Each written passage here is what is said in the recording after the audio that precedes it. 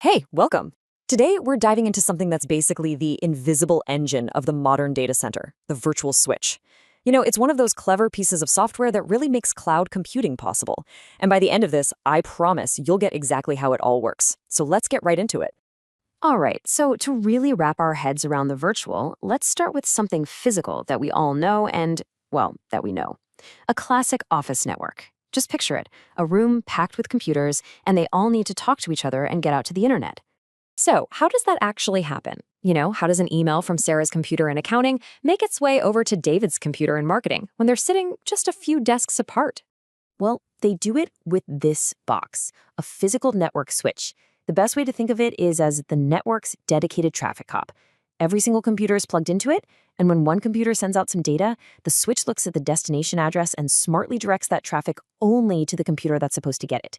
It's simple, it's efficient, and it's very, very physical. Okay, but here's where things get interesting. What happens in the world of virtualization, where your computers aren't physical boxes on desks anymore? Instead, you've got maybe dozens of virtual machines, and they're all just software living inside one single powerful server. How do they talk to each other? I mean, you can't exactly run a network cable between two pieces of software, right? And that question right there brings us to the hero of our story today, the virtual switch. It's the totally elegant, software-based answer to that exact problem.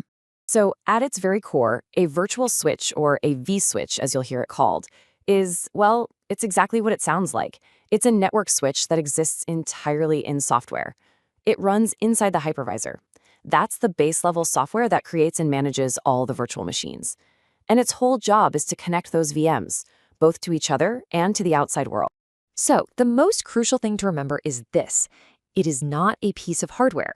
It's a super clever program that does the exact same job as that physical traffic cop we saw earlier, but it does it all with code, managing all the traffic flying between virtual machines. Okay, so it's software that acts like hardware. I get it. But how does it actually direct all that traffic? Let's follow a little piece of data on its journey to see how it works. So let's imagine virtual machine A wants to send something over to virtual machine B.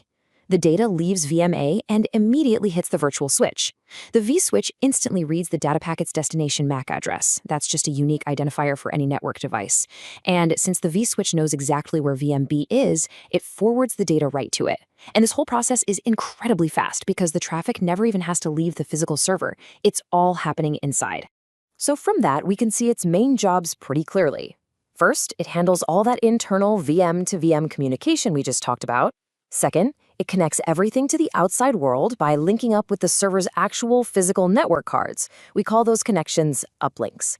And third, it's fantastic for security.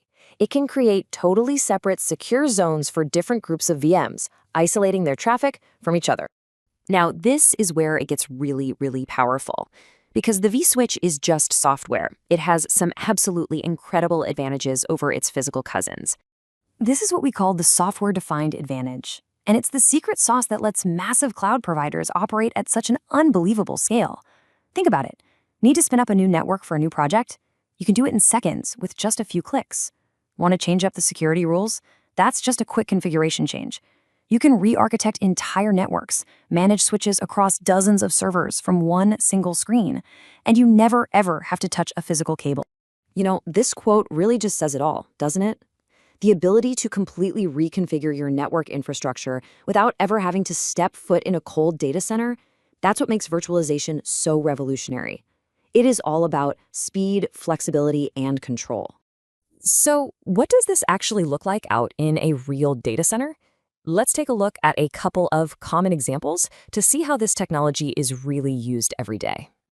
We're going to focus on the VMware environment for a second, since it's one of the most popular virtualization platforms out there. In that world, you'll generally find two main flavors of virtual switches. On one hand, you've got the standard vSwitch. Think of this as your local standalone switch. Each physical server or host gets its own, and you have to manage each one individually. It's simple, it's super reliable, and it's perfect for smaller setups or maybe a test lab. But on the other hand, for the really big environments, you have the distributed vSwitch. Now, this is the enterprise-grade solution. It acts like one single logical switch that starches across all of your servers, making sure every setting is perfectly consistent everywhere. And it lets you manage the entire network from one central command post. So the big takeaway here is really simple. A standard switch is local. You configure it one server at a time.